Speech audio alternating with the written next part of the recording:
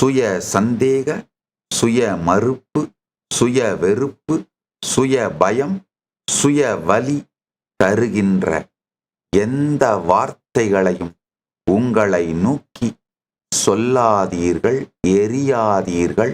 இப்ப அடுத்து வர்ற கேள்வி, இன்னையிலிருந்து நான் பண்ண ஆரம்பிக்கிறேன் சாமி, நீங்க சொன்ன மாதிரியே. ஆனா திரும்பவும் என்னை சுற்றி இருக்கவங்கலாம் என்னை நோக்கி என்னை அழுத்துற மாதிரியே வார்த்தைகளை உபயோகம் பண்ணுவாங்க. என் சூழ்நிலை மாறாதே, என்ன பண்ணட்டும்? இதுவும் ஒரு ஆன்டி கிளைமாக்ஸ் தாட் கரண்ட் தான்.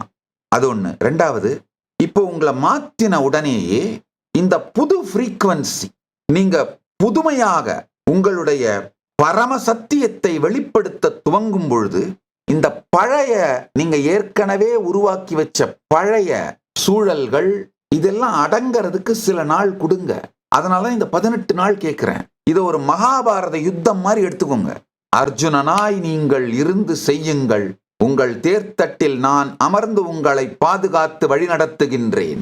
நடத்துங்கள், உங்களுக்குள் நிகழும் இந்த மிக பெரும் யுத்தத்தை நடத்துங்கள், தைரியமாக நடத்துங்கள்.